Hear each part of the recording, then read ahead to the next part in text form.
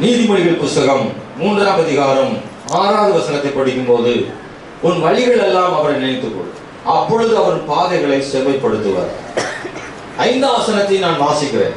உன் சுய புத்தியின் மேல் சாயாமல் உன் முழு இருதயத்தோடும் கர்த்தரில் நம்பிக்கையாக இருந்து உன் வழிகள் எல்லாம் அவரை நினைத்துக்கொள், அப்பொழுது அவர் உன் பாதைகளை செவ்வைப்படுத்துவார். இந்த மாதத்தினுடைய வாக்குத்தத்தமாய் தேவன் நமக்கு கொடுத்த தேவனுடைய வார்த்தை. ஸ்தோத்திரம். இதுல நாம் கவனிக்க வேண்டியது, ஒன்று, என் சுய புத்தியின் மேல் நான் சாயாமல் இருப்பது. 2, என் வழிகள் எல்லாம் அவரை நினைத்துக் கொள்வது. 3, அப்பொழுது நம்முடைய பாதைகளை அவர் செவ்வைப்படுத்த விரும்புகிறார். நான் இன்னைக்கு இந்த வசனத்தினுடைய பின்பகுதியில் உங்களோடு பேச விரும்புகிறேன். கர்த்தர் பாதைகளை செவ்வையாக்க விரும்புகிறார். ஸ்தோத்திரம். நம்முடைய வழிகள் ரொம்ப முக்கியமானது. வழிகளை பொறுத்தே வாழ்க்கை அமைகிறது. ஒரு மனுஷனுடைய வாழ்க்கை அமைவதற்காக வழிகள் ரொம்ப முக்கியமானது. ஒருவன் போகிற பாதை எப்படியோ அப்படிதான் அவருடைய வாழ்வு முடிகிறது. ஒரு மனுஷனுடைய வாழ்வின் முடிவு எப்படி இருக்க வேண்டும் என்பதற்காக அவனுடைய வாழ்வில் தொடக்கம் இருக்கிறது. அது ரொம்ப அவசியம், தேவை, ரொம்ப முக்கியமானது. ஆகவே ஒரு மனுஷனுடைய வழிகள் ரொம்ப அவசியமாய், பாதை ரொம்ப அவசியம் இருக்கிறது. தேவனாகிய ஆண்டவர் ஒரு மனுஷனுடைய வாழ்வை ஆசீர்வதிப்பதற்கு ஆண்டவர் அந்த மனுஷனுடைய பாதைகளை சரி செய்ய விரும்புகிறார். ஆண்டவர் 2 விதமான பாதைகளை பற்றி பைபிள்ல சொல்லி, 1, ஒரு மனுஷனுடைய பாதைகளை சரி செய்கிறார். 2, மனுஷனுக்காக பாதைகளை சரி செய்கிறார். சொல்லுங்க. 1, மனுஷனுடைய பாதைகளை சரி செய்கிறார். 2, மனுஷனுக்காக பாதைகளை சரி செய்கிறார். ஒரு மனுஷனுக்காக பாதைகளை செவ்வையாக்கும் முன்பதாக மனுஷனுடைய பாதைகளை செவ்வையாக்குகிறார். ஒரு மனிதனுடைய பாதைகளை செவ்வையாக்காமல் மனுஷனுக்காக பாதைகளை செவ்வையாக்குவதில்லை. உங்களுக்கு புரியும் நினைக்கிறேன். எனக்காக தேவன் பாதைகளை செவ்வையாக்கும் முன்பு என் பாதைகளை தேவன் செவ்வையாக்குகிறார். நான் போகிற பாதையில எனக்கு தடுமாற்றங்கள் இருக்கிறது, எதிர்ப்புகள், போராட்டங்கள், பிரச்சனைகள் இருக்கு. என் வழிகள் கோணலாக இருக்கிறது. என்னுடைய எதிர்காலம் ஆசீர்வாதமாக வேண்டும் என்பதற்காக எனக்காக தேவனாகிய கர்த்தர் என் பாதைகளை செவ்வையாக்கணும்னு நினைக்கிறார். நான் உனக்காக முன்னாடி போறேன். நான் கோணலானவர்களை செவ்வையாக்குவேன். உன்னை சரியான பாதையில் உன்னை நடத்துவேன். உன்னை கைப்பிடிச்சு நடத்துவேன். என்னை தோளில சுமப்பேன். எல்லாம் உனக்காக நான் செய்யறேன். ஆனா அதுக்கு முன்னாடி உன் பாதைகளை சரி செய்ய விரும்புகிறேன் ஆண்டவர் சொன்னார். உன் வழிகளை சரி செய்ய விரும்புகிறேன். உன் வழி சரியாக இல்லாமல், அதாவது உன் இருதயத்தின் வழிகள் சரியாக இல்லாத வரைக்கும் உனக்காக நான் ஒரு வழியை திறக்க முடியாதுன்றார் ஆண்டவர். நீங்க நல்லா புரிஞ்சுக்கணும். இந்த 2 வழியில நமக்கு ரொம்ப முக்கியமானது, எனக்காக வழி திறக்கணும் இல்ல. இஸ்ரவேல் ஜனங்களுக்கு செங்கடலை பிளந்து பாதை காட்டி வழிகாட்ட தேவன் விரும்புகிறார். இஸ்ரவேலுக்காக வனாந்திரத்திலே ஒரு நல்ல பாதையை செவ்வையாக்கி நல்ல பாதையை நடத்த விரும்புகிறாரு. ஆனா அதே நேரத்துல ஆண்டவர் சொல்றாரு, இன்னொரு உனக்கான ஒரு வழி இருக்கு, உன் வழி இருக்கு, அந்த வழி சரி செய்யப்பட வேண்டும். இஸ்ரவேலே, உன் இருதயத்தின் பாதை இருக்குல்ல, அது சரி செய்யப்பட வேண்டும் என்பதில் ஆண்டவர் மிகவும் கவனம் செலுத்துறார். இந்த 2 பாதைகளில் எனக்கு முக்கியமானது எதா தெரியுதுன்னா, நமக்கு முக்கியமா எது தெரியுதுன்னா, நான் போற பாதை நல்லா இருக்கும்னு நினைக்கிறோம். நான் ஒரு ஆசீர்வாதமான பாதையில் போக வேண்டும் என்று நான் நினைக்கிறேன். என் பாதை ஆசீர்வாதமாக இருக்க வேண்டும் என்று நாம நினைக்கிறோம். எனக்கு அதுதான் முக்கியமா தெரியுது. அது உங்களுக்கு அதான் முக்கியமா தெரியும். ஆனா ஆண்டவர் சொல்றாரு, அதை விட முக்கியமான பாதை எதுன்னா உன்னுடைய பரிசுத்தமான பாதை தான் ரொம்ப முக்கியமானது. ஆசீர்வாதமான பாதை வேண்டுமானால் உன்னுடைய பரிசுத்தமான பாதை ரொம்ப அவசியம் தேவை. இன்னைக்கு அது ரொம்ப கவனம் செலுத்துவோமாக. சிலருடைய பாதை எல்லாம் தடுமாறி போகிறதுனால இளைஞர்களுக்கும் சின்ன பிள்ளைகளுக்கும் நம்ம பொதுவா சொல்லுவோம், உன்னுடைய வாழ்க்கை பாதை ரொம்ப நல்லா இருக்கணும்னு சொல்லுவோம். நீ சரியான பாதையில போகணும், நல்ல நண்பர்களை தெரிந்து கொள்ள வேண்டும், நீ ஒழுக்கமானவனா இருக்கணும், அப்பதான் உன்னுடைய வாழ்வில் உயர்வு ஏற்படும்னு பிள்ளைகளுக்கும் பெரிய வளர்ந்து வருகிற பிள்ளைகளுக்கு நம்ம புத்திமதிகளை சொல்கிறோமே. கர்த்தரும் கூட நமக்கு அப்படிதான் புத்திமதிகளை சொல்கிறார். உங்களுடைய பாதை மிகவும் கவனமாக இருக்க வேண்டும். அநேக நேரங்களில் நமக்கு பாதை சரியாக அமைந்து விட்டால் நாம் சரியாக இருந்து விடுவோம். சில நேரங்களில் பாதைகளே நம்மை சரியான இடத்துக்கு கொண்டு போகல. நீங்க வேற ஒன்றும் பண்ண முடியாது. நம்முடைய பயணத்தை நம்முடைய பாதைகள் தான் தீர்மானிக்கிறது. நீங்க எங்கேயாவது போயிட்டீங்கன்னா நாமளா போயிட முடியாது. அந்த பாதையில தான் போய் ஆகணும். அது எங்கெல்லாம் சுத்துதோ அங்கெல்லாம் நம்ம போய் தான் ஆகணும். பாதை தான் நம்முடைய பயணத்தை தீர்மானிக்கிறது. ஒரு ஊருக்கு போகிற பாதையில நாம் சரியான நேர்வழியை தவற விட்டு விட்டால், வேறொரு தவறான ஒரு பாதைக்கு போய்விட்டால், அந்த பாதையில் போய் நாம் எங்கெல்லாமோ சுத்தி சுத்தி போய் கடைசியில ரொம்ப தூரம் நேரம் கழித்து போய் அந்த ஊரை அடைகிறோமே, நான் நினைச்ச மாதிரி அந்த இடத்துல போய்விட முடியாது அல்லவா? அப்படின்னா நான் போக வேண்டிய பயணத்தை தீர்மானிக்கிறது எது தெரியுமா? அந்த பாதை தான் தீர்மானிக்குது. அதனால நாம முதல்ல நம்முடைய வாழ்க்கையை தீர்மானிக்கிற பாதையை நாம் முதலாவது சரியாக தீர்மானித்து விட வேண்டும். நம்முடைய பாதையை சரியா தீர்மானிக்க மறந்துட்டோம்னா, நம்முடைய வாழ்க்கை பாதையை நாம் தீர்மானிப்பதில் தவறிவிட்டோமானால், அந்த தவறான பாதையிலேயே நாம் பயணம் செய்ய வேண்டிய சூழ்நிலை நமக்கு ஏற்பட்டு விடும். அந்த தவறான பாதையில் நம்முடைய வாழ்க்கையவே தீர்மானித்து விடும். எனவே ரொம்ப அவசியம் தேவை, நம்முடைய பாதை மிக மிக அவசியம் தேவை. சரியான பாதையை தேர்ந்தெடுத்து விட வேண்டும். வேதத்துல பலரும் கூட சரியான பாதையை தேர்ந்தெடுப்பதில் தவறிவிட்டதான சிலர் வாழ்க்கையில் தவற விட்டிருக்கிறார். ஆனால் சரியான பாதையை கண்டுபிடித்து சரியான பாதையை தீர்மானித்து விட்ட பலரும் கூட வாழ்வில் சரியாக அவர் போய் சேர்ந்திருக்கிறார்கள். அன்பானவர்களே, இன்னைக்கு இந்த காலவேளையில நாம் கவனிக்க வேண்டிய விஷயம் என்னவென்றால், முதலில் நம்முடைய வழியை ஆண்டவர் செவைப்படுத்த விரும்புகிறார். அவருடைய கண்கள் நம்முடைய இருதயத்தின் வழிகளையே கவனம் செலுத்துகிறார். 2 நாளாகும் புஸ்தகத்தில் வாசிக்கும் போது 6ஆம் அதிகாரம் 31வது வசனத்தில் வாசிக்கிறோம், அவர் அவருடைய எல்லா வழிகளுக்கும் தக்கதாக பலனளியும் என்று நாம் அங்கே வாசிக்கிறோம். தேவன் தம்முடைய ஜனத்துக்கு பலனளிக்கிறார். எதை பொறுத்தனா, அவன் அவனுடைய வழிகளுக்கு தக்கதாக தேவன் பலன் அளிக்கிறார். அப்படின்னா தேவன் பலன் அளிக்கணும்னா அதுக்கு ஏற்ற மாதிரி நம்முடைய வழிகள் என்ன செய்யணுமா, இருக்கணுமா. 2 நாளாகவும் 6:31 சொன்னேன். நீங்க எழுதி கொள்ளலாம் அல்லது நீங்கள் அதை கவனிக்கலாம். ஸ்தோத்திரம். அங்கே சொல்லப்பட்டிருக்கிறது, அவன் அவனுடைய வழிகளுக்கு தக்கதாக. ஸ்தோத்திரம். வாசிக்க கடைசி பகுதி வாசி. சரி, முதலில் வாசிக்க. அவனவன் இருதயத்தை அறிந்திருக்கிறபடியே அவனவனுடைய எல்லா வழிகளுக்கும் தக்கதாக செய்து பலனளிப்பீராக. ஆண்டவர் ஒவ்வொருடைய வழிகளையும் ஆராய்ந்து பார்க்கிறார். ஒரு மனுஷனுடைய வழி எப்படி இருக்கிறதோ அதை வைத்து அவனை ஆசீர்வதிக்கிறார். ஒவ்வொரு மனுஷனுடைய கிரியைகளுக்கு தக்க பலன் அளிக்கிற தேவன் பைபிள்ல படிக்கிறோம். அவனுடைய வழிகளுக்கு தக்கதாகவும் தேவன் பலன் அளிக்கிறாராம்.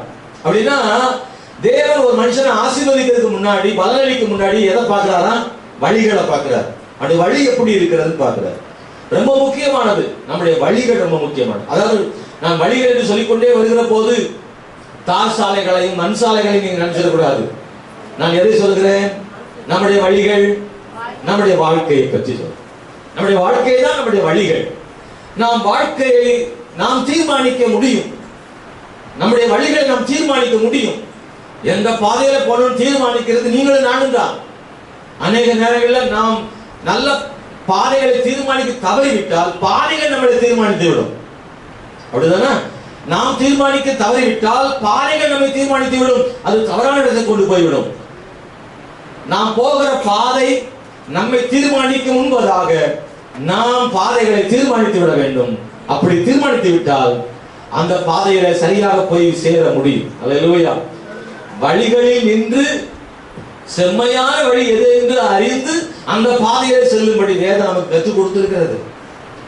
அன்பான தேவனுடைய பிள்ளைகளே, ஸ்தோத்திரம். யோபு சொல்றாரு, நான் போகும் பாதை அவர் அறிவார், நான் சோதித்த பின் சுத்த பொன்னாவேன். யோபு சொல்றார் 23ஆம் அதிகாரத்துல 10ஆம் வசனத்துல யோபு சொல்றார், நான் போகும் பாதையை அவர் அறிவார். எவ்வளவு கஷ்டத்துல சொல்றார், எவ்வளவு நெருக்கத்துல சொல்றார்.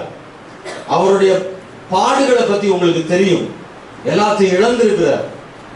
ஆனா எல்லாம் இழந்துட்டு மனவேதனையோடு, சரீரத்திலும் பலவீன வியாதியோடு அமர்ந்து கொண்டு, உடலெல்லாம் பருக்களாக இருக்கிறது. எவ்வளவு வேதனை இருக்கும். மனதிலும் சஞ்சலம், உடம்பிலும் வலி. இதன் மத்தியில யோபு உறுதியான ஒரு நம்பிக்கை இருந்துச்சு. அவருக்கு சொல்றாரு, என் வழிகளெல்லாம் கர்த்தர் அறிவார், என் பாதைகளெல்லாம் அவர் அறிவார். ஏன்னா அவருக்கு தெரியும், நான் நல்ல பாதையில தான் போய்கிட்டு இருக்கிறேன்.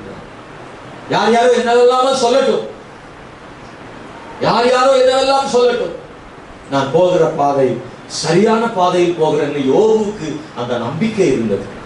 அவன் சகோதரர் எல்லாம் சொன்னாங்க, நீ பாவம் செய்ததால் உன்னை கர்த்தர் தண்டித்தார் என்று. ஆனா யோபுவுக்கு நல்லா தெரியும், மனசாட்சிக்கு தெரியும், அவனுக்கு நான் ஒன்னும் தப்பு செய்யல, நான் நேர்மையான பாதையில் நடந்தேன், விதவைகளுக்கும் ஏழைகளுக்கும் உதவி செய்திருக்கிறேன், நான் பரிசுத்தமானவனாக வாழ்ந்திருக்கிறேன். அதை யோபு சொல்றாரு, அவர் என்னை கொன்று போட்டாலும் நான் அவர் மேல் நம்பிக்கையா இருப்பேன், என் வழிகளை அவருக்கு முன்பாக ரூபகாரம் பண்ணுவேன். யோபு சொல்றாரு, என்னை கொன்று போட்டா கூட அவரை நம்புவேன். நான் யாராவது செய்வாங்களா? கொல்ல வர்றவங்களை பார்த்து நம்புவாங்களா? ஆனா யோபு சொல்றாரு, ஏன்னா அவர் எப்படி அப்படி கொல்ல மாட்டாரு, அவர் ரொம்ப நல்லவர், நான் அவரை நம்புவேன், அவர் எனக்கு என்ன செய்தாலும் அவரை நம்புவேன், என் வாழ்க்கை எவ்வளவு கஷ்டமானாலும் அவரை நம்புவேன், ஆண்டவர் என்னை அன்பு கூர்ந்தாலும் சரி அடித்தாலும் சரி அவரை நம்புவேன், ஏன்னா அவர் மிகவும் நல்லவர், அவர் எனக்கு தீமை செய்ய மாட்டார், நான் அவர் முழுமையா நம்புறேன் ஆண்டவரை. ஆனா ஒண்ணு, என் வழிகளை ரூபகாரம் பண்ணுவேன், என் வழிகளை அவருக்கு முன்னாடி நிரூபிச்சு காமிப்பேன், நான் நேர்மையாக வாழ்ந்திருக்கேன் என்பதை அவருக்கு முன்னாடி காண்பிப்பேன். எல்லாரும் அந்த வார்த்தையை சொல்லிட முடியாதுங்க, அப்படி இப்படியும் வாழ்றவங்க சொல்ல முடியாது, அரைமுறையா வாழ்றவங்க அந்த இப்படி வார்த்தை பேச முடியாது. ஆனா யோபு அவனுக்கு தெரியும், அவன் கரெக்டா வாழ்ந்ததுனால சொல்றான், என் வழிகளை கர்த்தருக்கு முன்னாடி நான் சொல்லிடுவேன், நான் காண்பிப்பேன், என்ன அவர் பார்க்கட்டும், என் வழிகள் அவருக்கு தெரியும், நான் மறைவாதான் வாழல, என் வழிகள் எப்படி என் தேவன் அறிவார், நான் சரியாக வாழ்ந்திருக்கிறேன், என் பாதைகள் சரியா இருக்கு, என் பாதைகள் அவருக்கு முன்னாடி நான் காண்பிப்பேன், ஆனா கொன்று போட்டாலும் அவரை நம்பிக்கை இருப்பேன். யோபு சொல்றேன். இன்னைக்கு இந்த கால வேளையில நம்மை நாமே ஒருவரை சோதித்து பார்ப்போம், என்னுடைய வழிகள் எல்லாம் சரியாகவே இருக்கிறதா, நான் சரியான பாதைகளை தெரிந்தெடுத்திருக்கிறேனா என்பதை நாம் கவனம் செலுத்த அன்போடு கேட்கிறேன். நம்முடைய பாதைகளை ஆண்டவர் செவைப்படுத்த விரும்புகிறார். ஒருவேளை உங்க பாதை சரியா இல்லாட்ட கூட தப்பு இல்லை, ஆனா அந்த நிமிஷத்திலேயே தேவனுக்கு ஒப்பு கொடுத்தா, அவர் அனுமதித்தா, நம்ம பாதைகளை கூட சரி பண்ணிடுறாராம். Praise the Lord. நான் சொன்ன மாதிரி இந்த உலக பாதை இருக்குல்ல, ரோடு இருக்குல்ல, அதுல தவறுதலா போயிட்டா ஒண்ணு திருப்பி வரணும், அப்படி இல்லைன்னா அந்த பாதையில தான் போகணும். ஆனா ஆண்டவர்கிட்ட அவருடைய பாதை இருக்குல்ல, அந்த பாதையில, ஆவிக்குரிய வாழ்வின் பாதையில, நம்முடைய வாழ்க்கை பயணத்துல ஒரு பாதையை மிஸ் பண்ணிட்டோம்னா, தவறுதலா ஒரு பாதைக்கு போயிட்டோம்னா, தேவ சமூகத்துல நாம் கெஞ்சி கேட்டால் அவர் அங்கிருந்தே ஒரு புதிய பாதையை நமக்கு ஒழுங்காக்கி ஆண்டவர் தந்து நம்முடைய பாதைகளை செவ்வையாக்கி சரியான பாதைக்கு கொண்டு வர முடியும் ஆண்டவர். இதான் நம்ம கவனிக்க வேண்டியது. நான் தவறான பாதைக்கு வந்துட்டேன் அப்படின்னு நினைச்சு போனா போகுதுன்னு அதே பாதையில போராட்கள் இருக்காங்க. சிலர் அந்த பாதை இல்ல, நான் தவறிட்டேன், தப்பா இதை தேர்ந்தெடுத்துட்டேன், ஆண்டவர் எனக்கு உதவி செய்யணும்னு அந்த இடத்துல நின்று கதறி நின்று, ஆண்டவரே தடுமாறிட்டேன், தவறி போயிட்டேன், ஏதோ நடந்து போயிடுச்சு, நான் இங்க நிக்கிறேன் ஆண்டவரே, இனி இந்த தப்பான பாதையை தொடர விரும்பல, இன்னையிலிருந்து நான் ஒரு புது பாதைக்கு மாற விரும்புறேன்னு ஒரு மனுஷன் அழுவானால், ஜெபிப்பானால், அங்கே இருந்து அவனுக்கான ஒரு புதிய பாதை ஆண்டவர் சொன்னா, நான் உனக்கு செவ்வையாக்கி அந்த பாதையில கொண்டு போவேன்னு சொல்றாரு. நான் சரியா தப்பான பாதையில ஒருத்தர் நான் சரியான பாதையில தான் போறேன்னு நினைச்சாருன்னா அவருக்கு ஆண்டவர் பாதைகளை செவையாக்குறது இல்லையா. ஆனா தப்பான பாதையில போற ஒருத்தர், நான் தப்பான பாதையெல்லாம் போயிட்டேன், தவறிட்டேன்னா அப்படின்னு அவர் நினைக்கிற மனுஷனுக்கு ஆண்டவர் உண்மையாகவே பாதைகளை செவை பண்ணி சரியான பாதையில கொண்டு போக ஆயத்தமாக இருக்கிறார். தன் பாவங்களை மறைக்கிறவன் வாழ்வடைய மாட்டான், அவைகளை அறிக்கை செய்து விட்டு விடுகிறவன் இறக்கம் பெறுவான். அல்லேலூயா. தவறு செய்கிறது தப்புதான், அது சரியில்லைதான். ஆனா தவறு செய்த பிறகு அந்த இடத்துல இருந்து நான் தவறிட்டேன்னு ஒரு மனுஷன் கதறினானா, அவன் மேல கர்த்தர் இரக்கமா இருக்கிறாராம், அவனுக்கு வாழ்வு கொடுக்கிறாராம், அவனுடைய பாதையை செவ்வையாக்குறாராம், சரியான பாதையை கொண்டு போயிறாராம், அவன் ஆண்டவர் நேசிக்கிறாராம். அப்படிப்பட்ட மனுஷர்கள் கர்த்தர் எதிர்பார்த்து காத்திருக்கிறார். தன் தவறுகளை திருத்திக் கொள்ள விரும்பாமல் அது சரி என்று வாதாடுகிறவர்கள் இருக்கிறார்கள்.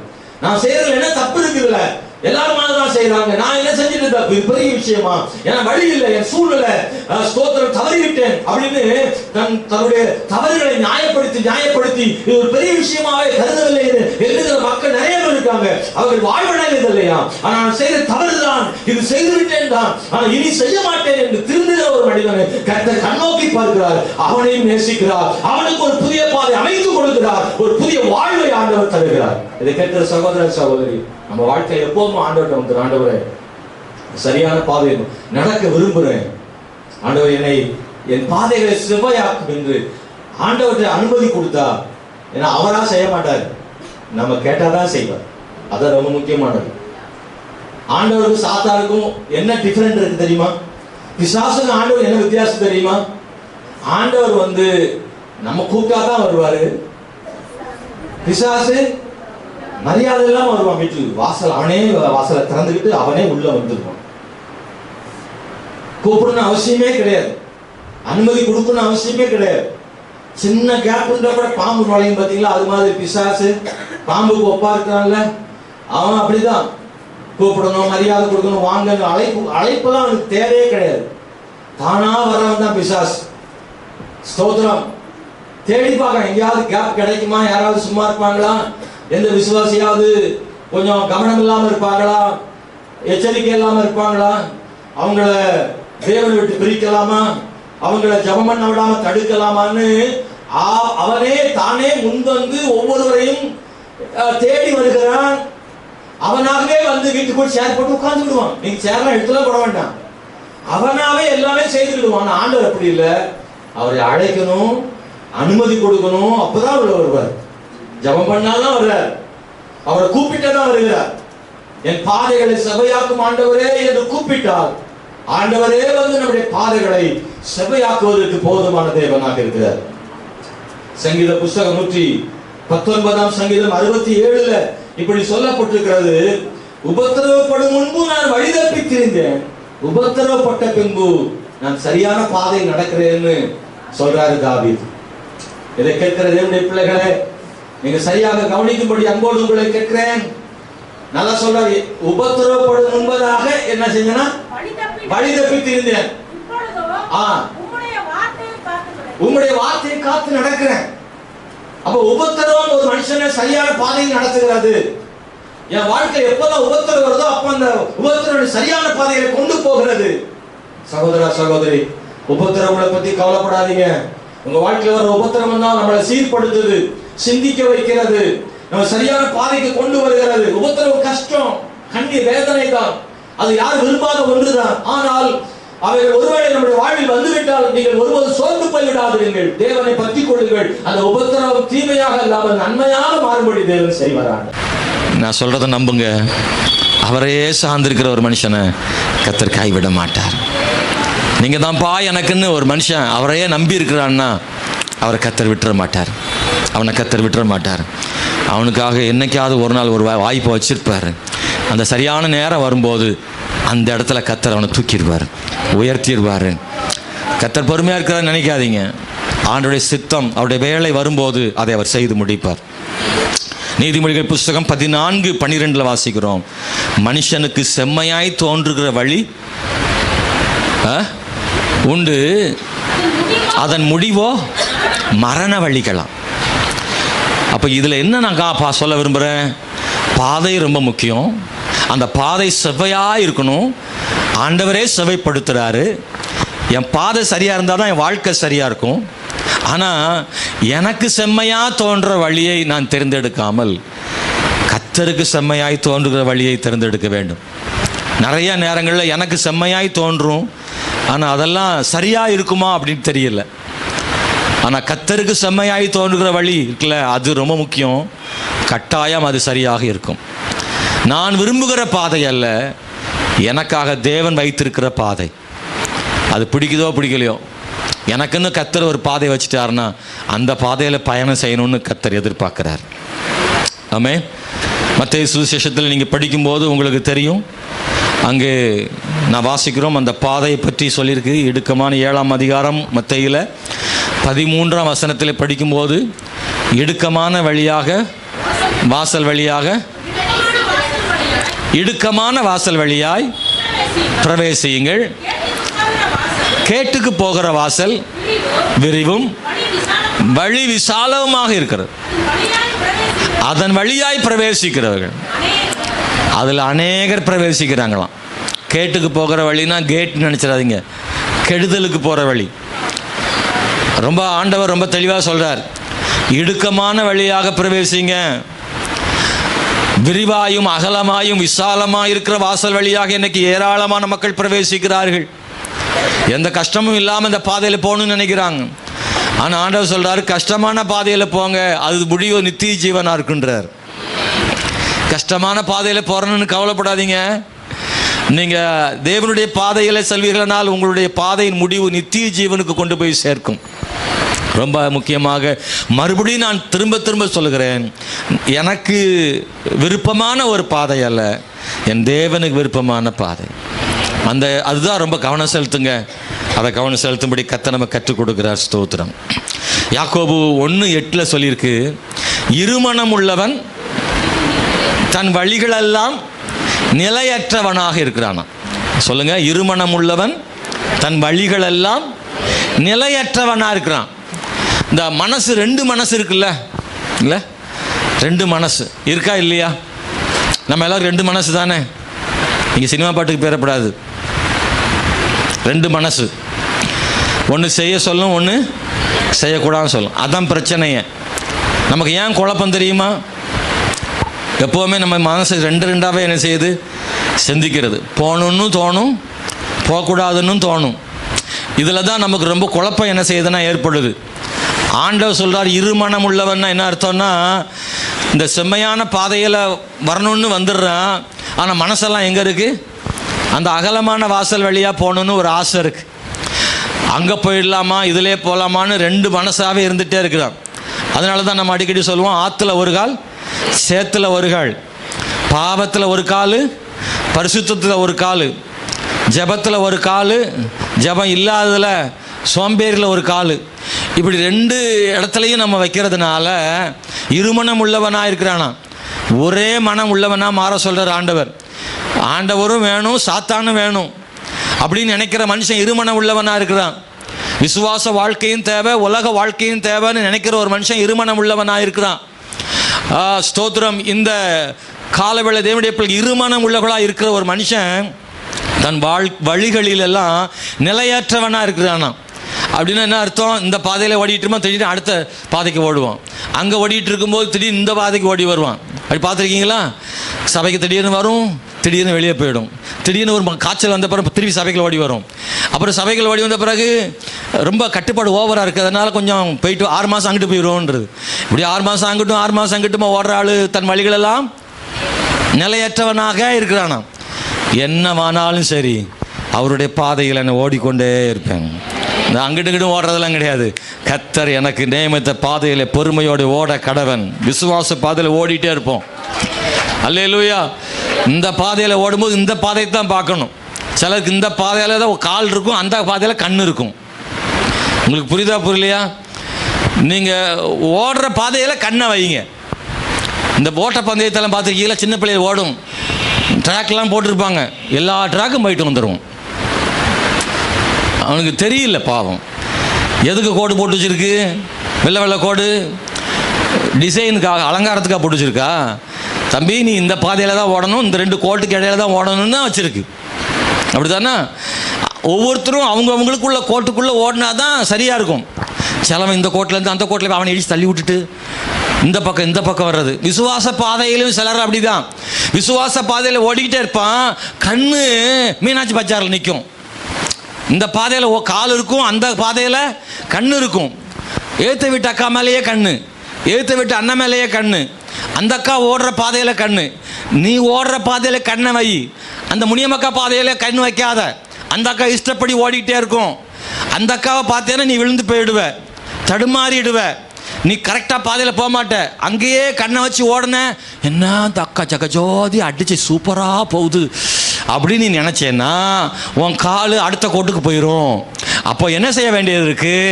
என் கோட்டை பார்த்து, என் பாதையை பார்த்து நான் ஓடினேன்னா சரியாக ஓடிடுவேன். நீ அடுத்த அக்கா, அடுத்த அண்ணன் ஓடுற, பக்கத்து வீட்டு அக்கா, எழுத்த வீட்டு அக்கா ஓடுற மாதிரி அவங்க மேலே கண்ணை வச்சேன்னா அவங்களுக்கு கோடே கிடையாதுங்க. எத்தனை பேருக்கு புரியுது? உலகத்தானுக்கு கோடே கிடையாது. என்னைக்கும் செய்யலாம், இருக்கவும் செய்யலாம், ஞாயிற்றுக்கிழமை வெளியும் போகலாம், போர்வை மூடி வீட்டுகளில் தூங்கவும் செய்யலாம், என்ன வேணாலும் செய்யலாம். ஆனால் நமக்கு அப்படி இல்லை. சில கட்டுப்பாடுகள் என்பது நமக்கு விதிக்கப்பட்டிருக்கு, கோடு போடப்பட்டிருக்கிறது. கோடு போட்டு அதுக்குள்ளே ஓட வேண்டியவன் தான் விசுவாசி, கோடை இல்லாமல் ஓடுகிறவன் தான் அவிசுவாசி. அதனால எதிர்த்த வீட்டுக்காரனையும் பக்கத்து வீட்டுக்காரனையும் பார்த்து நீங்கள் வாழணும்னு நினைச்சிடாதீங்க. ஏனென்றால் உங்கள் பாதையின் மேல் கண் வைக்காமல் நீங்கள் இன்னொருத்தருடைய பாதையின் மேல் கண் வைத்து உங்கள் பாதையிலே கால் வைத்து ஓடினால் உங்களுடைய கண்கள் அங்கே பார்க்கும்போது கொஞ்சம் உங்களுடைய மனதில் மாற்றம் ஏற்படக்கூடிய வாய்ப்பு இருக்குது. ஆசைகள், உலக ஆசைகள் வர வாய்ப்பு இருக்கிறது. எனவே ஒரு 2 நாள் 3 நாள் அங்கே ஓடிட்டு வந்து இங்கே ஓடலாம்னு நினைக்க தோணும். அதனால இல்லை, என்னதான் சந்தோஷங்கள் அங்கே இருந்தாலும், என்னதான் துக்கங்கள் இங்கே இருந்தாலும், என் பாதையில் தான் நான் ஓட விரும்புகிறேன்னு ஓடுகிற ஆட்கள் தான் இன்னைக்கு தேவைப்படுது. எத்தனையோ பேர் மாற்று பாதையில் ஓட விரும்பியவர்கள் நிறைய பேர் இருக்காங்க. நான் ஒரு நாள் கத்தரை விடவே மாட்டேன், நான் கத்தரை ஒரு நாள் விட மாட்டேன், என்னவானாலும் சரி. அல்லேலூயா. இன்னைக்கு தேவன் அதை எதிர்பார்க்கிறார். சங்கீதத்தில் 139ஆம் சங்கீதத்தில் 24வது வசனத்தில் சொல்றாரு தாவீது, வேதனை உண்டாக்கும் வழி என்னிடத்தில் உண்டோ என்று என்னை ஆராய்ந்து பாரும் ஆண்டவரே. தேவனே, வேதனை உண்டாக்கும் வழி என்னிடத்தில் உண்டோ? ஒரு கேள்வி கேட்கிறாரு. என்னுடைய வழி உங்களை வேதனைப்படுத்துதாப்பா? நான் போற பாதை உங்களை வேதனைப்படுத்துதா? ரொம்ப முக்கியம். ஆண்டவரை வேதனைப்படுத்தக்கூடாதுல்ல? எத்தனை பேருக்கு புரியுது? ஒரு நாளும் ஆண்டவரை வேதனைப்படுத்த அவர் மனசு சங்கடப்பட்டுறக்கூடாது அப்படி நினைக்கிறீங்களா? நம்ம ரொம்ப நேசிக்கிறவங்க மனசு புண்படக்கூடாதுன்னு நினைப்பேன் தானே? நீங்கள் புண்படுத்தியோ போல தெரியுதே. நான் சொல்றது புரியுதா? நம்ம நேசிக்கிறவங்க புண்படக்கூடாதுன்னு நினைக்கிறோமா? அல்லேலூயா. உண்மையில் அப்படி தான். வீட்டுக்காரர் நேசிச்சிங்கன்னா அவர் மனசு புண்படாமல் நடந்துக்குவாங்க. ஆனால் அது எங்கே நடக்கு? மனைவியை நேசிக்கிறவங்க மனைவி மனசு புண்படாமல் நடந்துக்கிட வேண்டியிருக்கு. தேவனை நேசிக்கிறவங்க தேவனுடைய மனசு புண்படாமல் என்ன செய்யணும்? இருக்கணும். பைபிள் இருக்கு, இஸ்ரவேல் ஜனங்கள் கர்த்தரை கோபமூட்டினார்கள் அப்படி இருக்கு பைபிளில். இஸ்ரவேலர்கள் ஆண்டவரை கோபமூட்டினார்கள். நான் செய்கிற ஒரு விஷயம் என் தேவனை கோபமூட்டுமானால் அந்த விஷயத்தை நான் நிறுத்தி கொள்கிறேன். நான் செய்யும் செயல் அவருடைய மனதை புண்படுத்துமானால் அந்த செயலை செய்யாமல் இருக்க விரும்புகிறேன். ரொம்ப முக்கியமானது. தாவீது சொல்றார், ஆண்டவரை, என் வழிகள், வேதனை உண்டாக்கும் வழிகள் என்னிடத்தில் உண்டோ என்று என்னை பார்த்து நித்திய வழியில் என்னை நடத்தும். அப்போ நித்திய வழியில் நான் ஓடாமல் வேதனை உண்டாக்கும் பாவ வழியில் ஓடினால் அது ஆண்டவர் வேதனை உண்டாக்குகிறது. அந்த வழியில் நான் போகாமல் இருக்க விரும்புகிறேன்னு சொல்றேன். யாத்திராகமம் புஸ்தகம் 13ஆம் அதிகாரம், யாத்திராகமம் புஸ்தகம் 13ஆம் அதிகாரம் 17வது வசனத்தையும் 18வது வசனத்தையும் வாசிக்க விரும்புகிறேன். யாத்திராகமம் 13, 17, 18.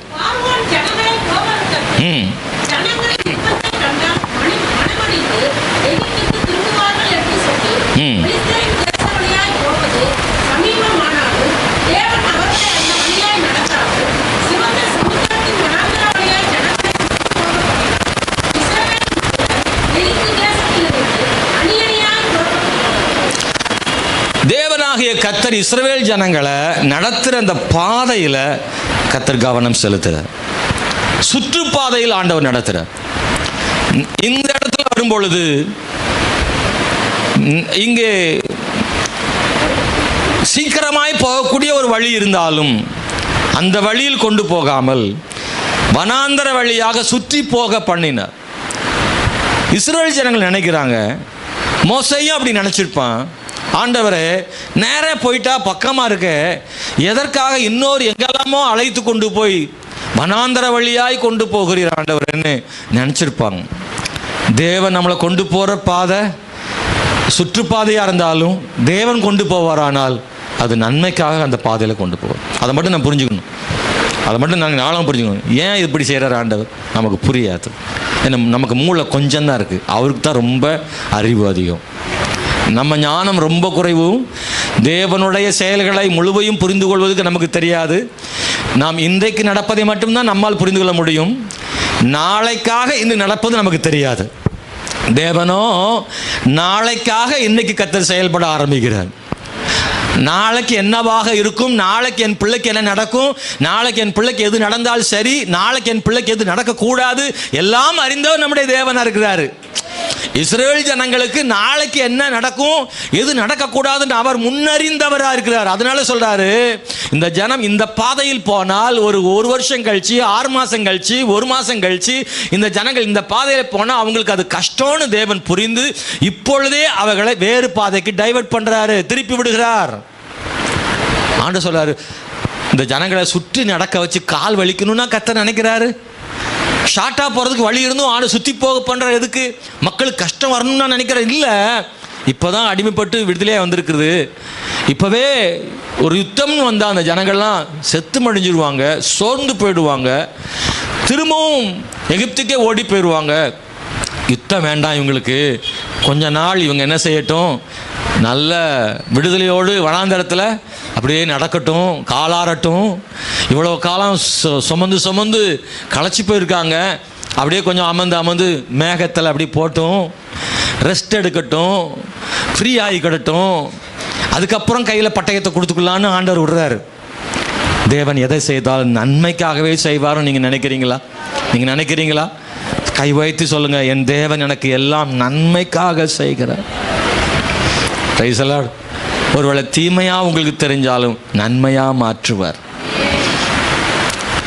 எல்லாம் நன்மையாக என் இயேசு மாற்றிடுவார். நம்பிக்கையோட ஜபத்தோட, எல்லாம் நன்மையாக என் இயேசு மாற்றிடுவார். அல்லேலூயா. எல்லாம் நன்மையாக என் இயேசு மாற்றிடுவார். நமக்கு என்ன எதிராக யார் என்ன செய்யட்டும், கர்த்தர் நம்ம கூட இருந்தாருன்னா அதை நன்மையாக மாற்றி நமக்கு வாய்ப்பு தருவார் ஆண்டவர். எனக்கு இந்த கால வேளையில் தேவனுடைய பிள்ளைகளை ஒன்றை மாத்திரம் சொல்லுங்கள், தேவன் எனக்காக நியமித்த பாதையில் மட்டும் ஓடுகிறேன். ஊழியத்திலும் சரி, இந்த மதுரையில் எனக்கு இந்த சிம்மக்கல் கனகவேல் காலனியில் என்னைய கர்த்தர் வச்சிருக்கார். நான் அப்படி தான் நினைக்கிறேன். உங்களுக்கு என்னைய பாஸ்டராக வச்சுருக்கார். நான் இந்த பாதையில் ஓடிக்கிட்டு சென்னையில் கண் வைக்கப்படாது. அப்படி தானே? மோகன் பாஸ்டர் சபை மேலே கண்ணை வச்சுக்கிட்டு இந்த சபையில் ஓடணுன்னா நான் தடுமாறி இருப்பேன். எனக்கு கொடுத்தது போதும். அப்படி நம்புறீங்களா? இந்த ஓட்ட கட்டடத்தில் சொந்தமாக இடம் இல்லாமல் எவ்வளோ காலத்துக்கு இல்லை, சாகு மட்டும் இங்கே இருக்குனாலும் கர்த்தர் சித்தம், அவ்வளோதான், ஒன்றும் பிரச்சனை இல்லை. ஏன்னா எனக்கு என்ன தந்திருக்காரோ அது போதும். அப்படி நினைக்கிறீங்களா? அல்லேலூயா. மனசில் ஒரு நாளும் அப்படி நினைக்க வேண்டியதே கிடையாது. கர்த்தர் என்னை எப்படி வச்சுருந்தாலும் ஓகே, எனக்கு கொடுத்த வேலையை செய்து முடிச்சுட்டு இந்த உலகத்தை விட்டு போகணும், அது வரைக்கும் அதை செய்து முடிப்போம், அவ்வளோதான். ஆனால் நான் நித்தியமாக அவரோடு வாழ்கிற ஒரு பெரிய வாழ்க்கை கர்த்தர் எனக்கு வச்சுருக்காரு. நம்ம எல்லாரும் அங்கே தான் போக போகிறோம். அப்படி தானே? 5 மாடி வீட்டில் இருக்கிறோம், அங்கே தான் போக போகிறோம். இங்கே இருக்க ஓட்டு வீட்டில் இருந்தாலும் அங்கே தான் போக போகிறோம். அவர் இந்த ஊரில் 5 மாடியில் இருந்தார், 5000 பேர் உள்ள சபைக்கு இருந்தார். அதனால் அவருக்கு அங்கேயும் 5 மாடியா? அப்படிலாம் கிடையாது. இந்த உலகத்தில் அன்பான தேவனுடைய பிள்ளைகளை, 5 மாடியில் இருந்தவனோட ஓடு போட்ட வீட்டில் இருக்கிறவன் ரொம்ப சிறப்பாக கர்த்தருக்காக வாழ்ந்தானா அவனோட இவன் தான் சூப்பராக இருப்பாங்க. நீங்கள் நம்புறீங்களா? உங்களுக்கு இந்த உலகத்தில் வாழ்கிற அமைப்பை வைத்து கர்த்தர் ஒரு மனுஷனை ஆசீர்வதிக்கிறது இல்லை. இந்த உலகத்தில் ஒரு மனுஷன் ஆண்டவருக்காக வாழ்கிற வாழ்க்கையை வச்சு தான் கர்த்தர் ஆசீர்வதிக்கிறார். அவன் வாழ்கிற வசதிகளை வைத்து கர்த்தர் பரலோகத்தில் பலன் கொடுக்கிறதில்லை. அவன் வாழும் வாழ்க்கையை வைத்து கர்த்தர் பலன் கொடுக்கிறாரு. லாசரு தெருவில் கிடந்தவன், அங்கேயோ சிங்காசனத்தில் இருக்கிறார். ஐஸ்வர்யவானோ பணத்தில் புரண்டவன், அங்கேயோ பாதாளத்தில் கிடத்து அழுகிறான். தேவனே, ஆபிரகாமே, லாசருவின் சுண்டு விரல் மூலமாக ஒரு சொட்டு தண்ணீராவது கிடைக்காதான்னு நினைக்கிறான். நல்லா புரிஞ்சுக்கோங்க, இந்த உலகத்தில் வாழ்கிற ஒரு மனுஷனுடைய வழிகள் சரியாக இருந்தால் போதும். வாழ்க்கை வசதிகளை பற்றி கவலைப்படாதீர்கள். வாழ்க்கை வசதிகளை ஏற்ற வேளையில் ஆண்டவர் தருவார். நமக்கு என்ன தரணுமோ அது தரட்டும். அவர் கொடுத்ததில் மகிழ்ச்சியாக வாழ்வோம். ஒரு நாளும் எனக்கு இல்லைன்னு கவலைப்படாதீங்க. இன்னொருத்தட்ட இருக்குன்னு பார்த்து நீங்கள் சோர்ந்து போயிடாதீங்க. இது எனக்கு இல்லையே, அவன்கிட்ட அது இருக்கு அப்படின்னு நினைக்காதீங்க. எனக்கு அது எது எப்போது தரணுமோ அப்பப்போ அதை தான் தருவார். அவர் எனக்கு எது எப்பப்போ வேணுமோ அப்பப்போ அவர் தருவார். அவர் கொடுத்தது எனக்கு போதும். நம்மளை கஷ்டப்படுத்தணும்னு கர்த்தர் விரும்பலை. நான் வறுமையில் இருக்கணும்னு தேவ சித்தமும் இல்லை, நான் ஆசீர்வதிக்கப்படணும் தான் தேவ சித்தம். ஆனால் தேவன் கொடுப்பது போதும் என்று நினைக்கிற இடத்துல கர்த்தர் நம்மளை வைக்கட்டும். என் வழிகளை நான் சரிப்படுத்தி கொண்டால் கர்த்தர் நம்முடைய வாழ்க்கையை சரிப்படுத்த விரும்புகிறார். நம்முடைய வழிகளை நாமே செப்பனிட வேண்டிய இடம் இருக்குது. சில இடத்துல அவர் தான் நமக்கு உதவி செய்யணும். எத்தனை பேருக்கு நான் சொல்கிறது புரியுன்னு தெரில. சிலதை நம்மளே சரி பண்ணிக்கிடலாம், சிலதை நிறுத்திக்கிடலாம், சிலதை தடுத்துக்கிடலாம், சில வாயை மூடிக்கிடலாம், சிலது நம்மளால் கண்ட்ரோல் பண்ணிக்கிடலாம். ஆனால் சிலது நமக்கு கண்ட்ரோலே ஆகாது. அது நம்ம 3 நாள் பொத்திக்கிட்டு வரும். அது நம்மளால் கண்ட்ரோல் பண்ண முடியாது. சில விஷயம் நம்மளை போட்டு இழுக்கும். இந்த உலகம் என்ன செய்யுது? இழுக்குது. கண்ட்ரோல் இல்லாமல் போகுது பாருங்க. அந்த இடத்துல நம்ம யாரை கேட்கணும்னா, ஆண்டவரே எனக்கு இறங்கி என் பாதைகளை செவை பண்ணும். சிலதை நானே செவை பண்ணிக்கிறேன், ஆனால் சிலதை ஆண்டவர் தான் எனக்கு செவை பண்ணணும். என்னை செவை பண்ணுங்கப்பான்னு கேட்டால் நிச்சயமாக செவை பண்ணுவார். நம்முடைய பாதைகளை செவை பண்ணுவார். அன்பான தேவனுடைய பிள்ளைகளே, முதலாவது தேவன் நம்முடைய பாதைகளை செவை பண்ண விரும்புகிறார். பிழையாம் தன்னுடைய வழிகளை மாற்றி போனான். அவன் பாதை மாறி போனவன். அவன் வழியிலே தேவனை குறுக்கே நின்றார், அவனுக்கு எதிராக நின்றார். பாதை மாறி போன பிழையாமுக்கு எதிராக தேவன் வந்தார் அப்படின்றத பார்க்குறோம். யோசேப்பின் பாதைகள் கர்த்தருக்கு முன்பாக சரியாக இருந்தது, நேர்மையான பாதை. அந்த பாதையில் கர்த்தர் அவனுக்கு ஆசீர்வாதங்களை வச்சிருந்தார். இன்னைக்கு நீங்களும் நான் முதலாவது நம்முடைய பாதைகளை சரி செய்ய கர்த்தர் விரும்புகிறார். பைபிளில் சில வார்த்தைகள்லாம் நம்ம கவனிக்கணும். சொல்லியிருக்கு. சிலரை பற்றி சொல்லும் பொழுது, அவன் தகப்பனாகிய ஆகாபின் வழியிலே நடந்தான், இவன் தன் தகப்பனாகிய யெரொபெயாம் வழியில் நடந்தான், இவன் தன் தகப்பனாகிய ஆசா வழியில் நடந்தான், இவன் தன் தகப்பனாகிய தாவீதின் வழியில் நடந்தான். சிலர்லாம் தனக்கு முன்னே இருந்த சிலருடைய பாதைகளை, தவறான பாதைகளை தெரிந்து கொண்டு அவங்க பாதையில் நடந்தான். ஆனால் இன்னைக்கு நீங்களும் நானும் என்னுடைய பாதையில், எனக்காக தேவன் வைத்த பாதையில் நடக்க நான் விரும்புகிறேன். பைபிள் இருக்கு, அவருடைய வழியில்னு சொல்லியிருக்கு.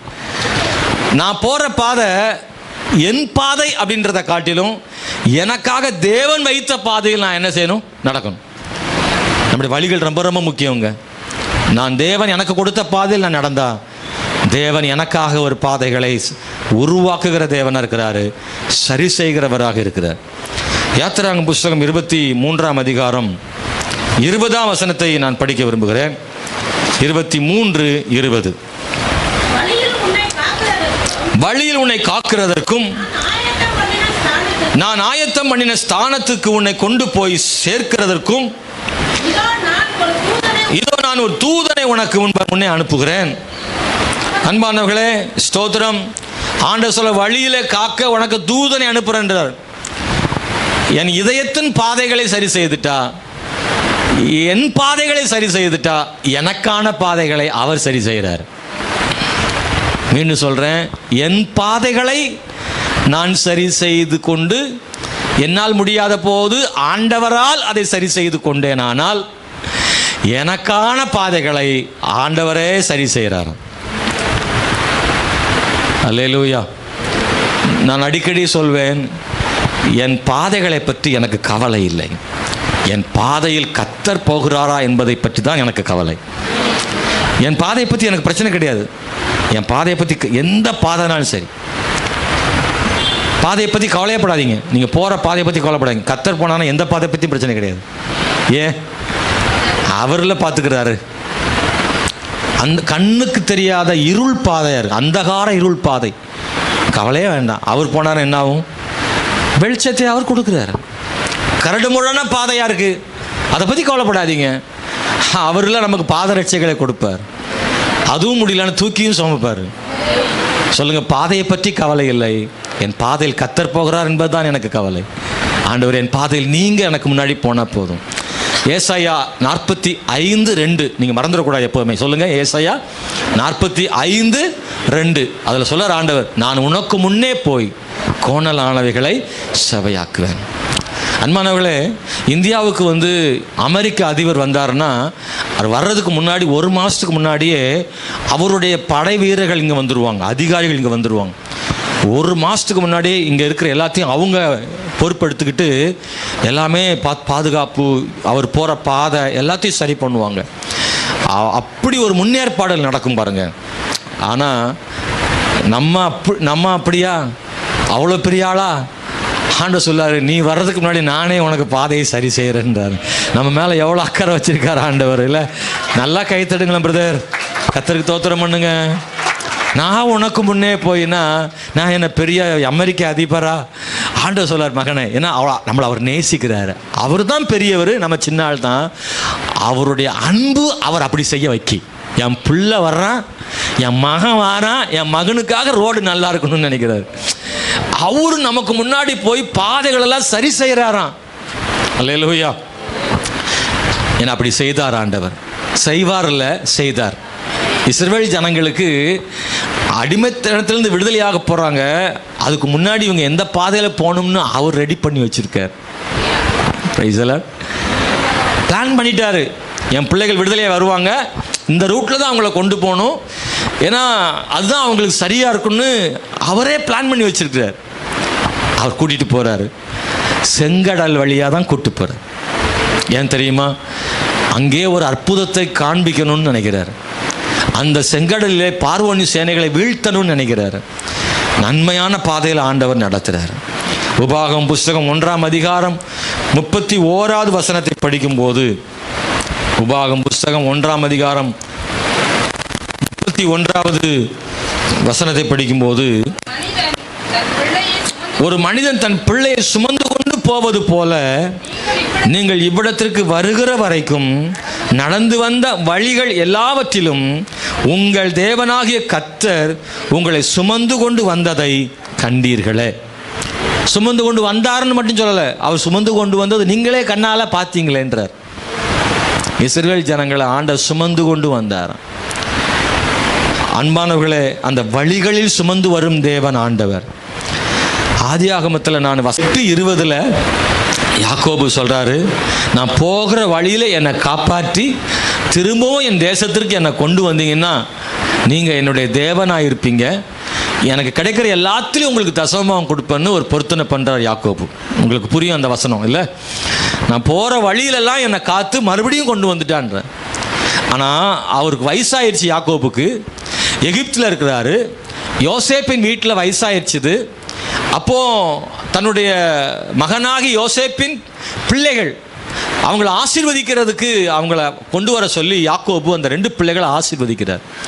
அப்போது 48ஆம் அதிகாரம் 15 யாக்கோபு சொல்கிறாரு, நான் பிறந்த நாள் முதல் இந்நாள் வரைக்கும் என் வழிகளிலே என்னை ஆதரித்து வந்த தேவன் சொல்கிறார். Praise the Lord. வாலிபனாக இருக்கும்போது என் வழியிலெல்லாம் என்னை காத்து கொண்டு வந்தீர்னான்னு ஜெபிக்கிறேன். வயசாகும் போது சாகும்போது சொல்கிறாரு, நான் பிறந்த நாள் முதல் என் வழிகளெல்லாம் என்னை சுமந்து கொண்டு வந்த தேவன்னு யோசேப்புக்கு சொல்லி கொடுக்குறாரு. எவ்வளோ நல்ல தேவன்! அல்லேலூயா. யோசேப்பே, யோசேப்பே, என் தேவன் இந்த நாள் வரைக்கும் அவர் என்னை ஆதரித்து வந்தார். என் வழிகளெல்லாம் என்னை ஆதரித்து வந்தார். இந்த உலகம் என்னை ஆதரிக்காமல் போனாலும், என் உறவுகள் என்னை ஆதரிக்காமல் போனாலும், என் நண்பர்கள் என்னை ஆதரிக்காமல் போனாலும், என் குடும்பத்தார் என்னை ஆதரிக்காமல் போனாலும், என் தேவன் என்னை ஆதரித்து கொண்டு வந்தார். யாக்கோபுக்கு நிறைய எதிர்ப்பு பிரச்சனை, ஆனால் எல்லாத்திலையும் கர்த்தரே அவனை ஆதரித்து கொண்டு வந்தார்னு தன் பிள்ளைகளுக்கும் பேர பிள்ளைகளுக்கும் சொல்லி கொடுக்குறாரு. நீங்களும் நானும் கூட அப்படி சொல்லும் நாட்கள் வரும். ஹல்லேலூயா. என் தேவன் என்னை ஆதரித்து கொண்டு வந்தார்னு நம் பிள்ளைகளுக்கு, நம்முடைய பேர பிள்ளைகளுக்கு சொல்லத்தக்கதாக தேவன் நம்மை ஒரு பெரிய சாட்சியாக தேவன் நிறுத்துவார். ஹல்லேலூயா. தாவீது சொல்றாரு 2 சாமுவேல் 22:33 அவர் என் வழியை செவ்வைப்படுத்துவார்னு. தாவீது சொல்றான், என் வழிகளை அவர் செவ்வைப்படுத்தும் போது என் கால்களை மான் கால்கள் ஆக்குவாராம். எத்தனை பேருக்கு புரியுது பாருங்க. அதாவது தாவீது அவ்வளோ நம்புறான் ஆண்டவரை. தாவீதின் வழிகள்லாம் கரடுமுரடானது. வாழ்க்கை பயணம் ரொம்ப கஷ்டமான பாதையில் தான் தாவீது போனார். கண்ணீர், ஆபத்து, பிரச்சனை, மாமனாராலே, மகனாலே, பிள்ளைகளாலே அவனுக்கு பிரச்சனை. ஆனால் தாவீது சொல்றாரு, அவர் என் வழியை செவைப்படுத்துவார். அந்த வசனத்தை நீங்கள் படிச்சீங்கன்னா 2 சாமுவேல் 22:33 படிச்சீங்கன்னா சொல்றாரு, என் கால்களை மான் கால்கள் ஆக்குவாராம். நல்லா புரிஞ்சுக்கோங்க, பாதையும் அவர் சரி பண்றாராம், அந்த பாதையில் நான் நடக்கிறேன்ல, என்னையும் அவர் சரி பண்ணிக்கிறார். மான் கால்கள்னு சும்மா சொல்லிடக்கூடாது. மான் கால்களை பார்த்தா தான் குச்சி குச்சியாக இருக்கும். நீங்கள் பார்த்துருக்கீங்களா? நீங்கள் நியூஸ்லலாம் பார்த்தீங்கன்னா, சில வீடியோலாம் நான் பார்த்துருக்கேன். பெரிய ரோடு, பஸ்ஸெல்லாம் போகுது, கார்லாம் போகுது. மான் வந்து அந்த பக்கம் இருந்து இந்த காரை தாண்டி இந்த ரோட்டின் இக்கரையிலேருந்து அந்த ரோட்டின் அக்கறைக்கு ஜம்ப் பண்ணி அப்படி காருக்கு மேலே கூடி ஜம்ப் பண்ணி போய் பாஞ்சு போகுது. மான் கால்கள் சும்மாவா நினைக்கிறீங்களா? தாவீது சொல்றாரு, எத்தனை மான் பாஞ்சு அதெல்லாம் பார்த்துருப்பாரு தாவீது. அதை வச்சு சொல்றாரு, குறுக்க வர்ற தடைகள் பிரச்சனைலாம் எனக்கு பொருட்டே கிடையாது, என் கால்களை அவர் மான் கால்கள் ஆக்கி விடுவார். அதுதான் தாவீது நம்பிக்கை. கஷ்டம்தான்ப்பா, பிரச்சனை தான், ஆனால் என் கால்களை மான்கால் ஆக்கிடுவார், என் பாதைகளை செவ்வையாக்கிடுவார், நான் தடைகளெல்லாம் தாண்டி போவேன்னு சொல்கிறார். நான் அதை சொல்கிறேன், ரொம்ப நேராகும் பாருங்க. உபாகமம் 8:15 சொல்கிறாரு, ஆண்டவர் எனக்கு நன்மை செய்யும்படி என்னை சிறுமைப்படுத்தி அப்படின்னு ஒரு வார்த்தை. எனக்கு அது பிடிச்சிருந்துச்சு. நீங்கள் மனசில் வச்சுக்கோங்க. இந்த ரெண்டையும் பிரித்து பார்த்தா கஷ்டமாக இருக்கும். அவர் என்னை சிறுமைப்படுத்தின்னு வரும். ஆனால் அங்கே வாசிக்கிறோம், கர்த்தர் நமக்கு நன்மை செய்யும்படி சிறுமைப்படுத்தி. சிறுமைப்பட்டு போனீங்களா? நன்மை செய்யும்படி சிறுமைப்படுத்துகிறாராம். அப்படின்னா சிறுமைப்பட்ட பிறகு உயர்வுகளை தேவன் தர்றார். கடைசியாக ஒன்று சொல்லி முடிக்கிறேன். முதல்ல என் வழிகளை நான் செம்மைப்படுத்துறதுக்கு தேவன்கிட்ட கேட்கணும். அவர் என்னுடைய வழியை எனக்காக செம்மைப்படுத்துகிறாரு. மூணாவது, நான் அவருக்காக வழிகளை ஆயத்தப்படுத்தணும். ஆமென். மகனே, உன் வழியையும் நான் ஆயத்தப்படுத்திட்டேன், உனக்காகவும் வழி ஆயத்தப்படுத்துகிறேன், எனக்காக வழி ஆயத்தப்படுத்துவியான்னு கேட்குறாரு ஆண்டவர் நம்மக்கிட்ட. பைபிளில் ஏசாயா புஸ்தகத்தில் நீங்கள் படிக்கும்போது 40:3 சொல்லியிருக்கு, கர்த்தருக்கு வழி ஆயத்தப்படுத்துங்கள், பாதைகளை செவையாக்குங்கள் அப்படின்னு நிறைய சொல்கிறார். மத்தேயு 3ஆம் அதிகாரத்திலையும் நாம் அதை வாசிக்க முடியும். 3ஆம் வசனத்தில் கர்த்தருக்கு வழியை ஆயத்தப்படுத்துங்கள்னு சொல்லியிருக்கு. வனாந்தரத்தில் கூப்பிடுடைய சத்தம் உண்டாயிற்றுன்னு சொல்லி, இது யோவான் ஸ்நானனை பற்றி தீர்க்க தரிசனமாக ஏசாயாவில் எழுதப்பட்டிருக்கிறது. அன்பானவர்களே, யோவான் ஸ்நானன் இயேசுவுக்கு வழியை ஆயத்தப்படுத்தினான். என்ன வழியை ஆயத்தப்படுத்தினான்? அவன் செய்தது என்ன? அவனைப் போல நீங்களும் நானும் இயேசுவுக்கு வழி ஆயத்தப்படுத்தணும். யோவான் என்ன வழி ஆயத்தப்படுத்தினாரு? அவர் அவருடைய முதல் வருகைக்காக ஆயத்தப்படுத்தினார். இயேசு உலகத்தில் பிறந்தார்ல, முதல் வருகைக்காக. நீங்களும் நானும் இயேசுவின் 2ஆம் வருகைக்காக இந்த பூமியை என்ன செய்யணும்? ஆயத்தப்படுத்த வேண்டியிருக்கு. சுவிசேஷ பணி, ஊழிய பணி, ஆத்தும ஆதாய பணியை செய்யணும். அவர் மறுபடியும் இந்த பூமிக்கு வரப்போறாரு. முதல் முறையாக இயேசு வரும்போது யோவான் ஸ்நானகன் அவரை அறிமுகப்படுத்துகிறார். இவர் தான் தேவாட்டுக்குட்டி, அவர் தான் உலகத்தின் பாவங்களை சுமந்து தீர்க்கிறவர், அவர் தான் நித்திய ஜீவனை தரப்போகிறவர், நான் அல்ல, அவருடைய பாதரட்சியின் வார அவளுக்கு தகுதி இல்லை, அவர் தான் மெய்தேவன் அப்படின்னு இயேசு அந்த உலகத்துக்கு மக்களுக்கு காண்பிக்கிறார். அந்த வேலையை தான் நீங்கள் நான் செய்ய போகிறோம். அவருக்காக வழிகளை ஆயத்தப்படுத்தணும். 2வது இயேசு வரப்போகிறாரு. அவர் தான் ராஜாதி ராஜா வரப்போகிறாரு. முதல்ல உலகத்தின் சுமந்து பாவங்களை சுமந்திக்கு வந்தார். இப்போ நாம யோவான மாதிரி சொல்லக்கூடாது. எல்லாரும் நியாயம் தீர்க்க வரப்போற ராஜாதி ராஜாவாக வரப்போகிறாரு. ஒழுங்க மனம் திரும்புங்கன்னு சொல்ல வேண்டியிருக்கு.